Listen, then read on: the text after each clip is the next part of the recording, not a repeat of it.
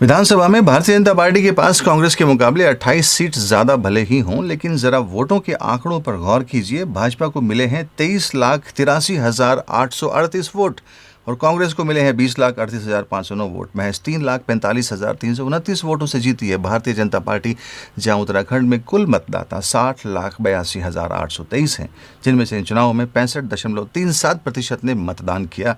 ये अंतर बहुत कम है।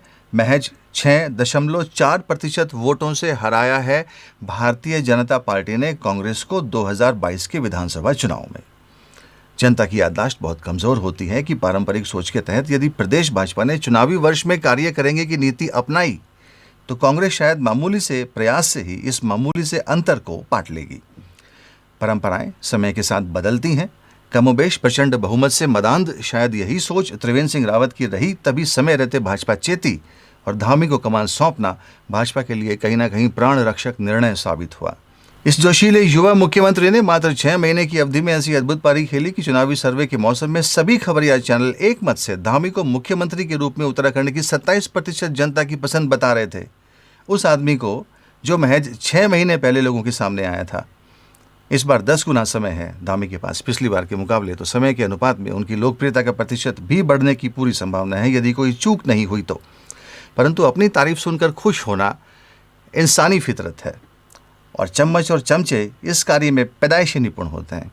इसलिए कबीरदास जी सही कह गए हैं, निंदक नियरे राखिए। खैर, हम मुद्दे से भटकेंगे नहीं। कहीं ना कहीं सभी जानते हैं कि इस बार कांटे की टक्कर लग रही थी भाजपा और कांग्रेस के बीच। कांग्रेस पूरे उत्साह में थी और भाजपा डरी हुई थी। डिप्लोमेटिक बयानबाजी तो आखिर राजनीतिक अंदाजे बयां है, मगर सच्चाई सिर्फ जुबान से ही बयां नहीं होती मेरे दोस्त। निशंक और कैलाश विजयवर्गीय जैसे दिग्गज किस क्षेत्र में महारत रखते हैं ये सभी को पता है, लेकिन चुनाव के नतीजों ने सभी को चौंका दिया। ऐसे में भाजपा यही कहेगी कि हम तो पहले ही कह रहे थे, और कांग्रेस को काटो तो खून नहीं है। इस पूर्ण बहुमत की बड़ी वजह वो महिलाएं और बुजुर्ग थे जो घर से बाहर नहीं निकल रहे थे, जिन्हें सिर्फ एक ही बात पता थी कि मोदी को वोट देना है।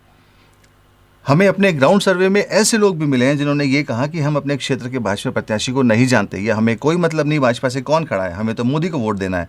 और बची खुची कसर पूरी कर दी धामी की जबरदस्त बल्लेबाजी ने। 2017 के मुकाबले मोदी लहर कम तो अवश्य हुई उत्तराखंड में, लेकिन खत्म नहीं हुई। और इसमें भी संशय कम ही मालूम पड़ता है कि अगर धामी एन वक्त पे बल्ला ना संभालें तो शायद इतने ही प्रतिशत वोटों से कांग्रेस जीत गई होती जितने से हारी है। भाजपा के लिए यह जश्न मनाने का अवसर निस्संदेह है, लेकिन कांग्रेस डे 1 से फिराक में रहने वाली है इस बार। और भले ही मुख्य जिम्मेदारी धामी पर हो, लेकिन योगदान सारे भाजपाई विधायकों का तय करेगा कि इस जीत की खुशी को कब तक बरकरार रखना है। जाने से पहले सब्सक्राइब जरूर करके जाइएगा। फिर मुलाकात होगी अगले वीडियो में। मेरे साथ बने रहने के लिए आपका बहुत बहुत धन्यवाद।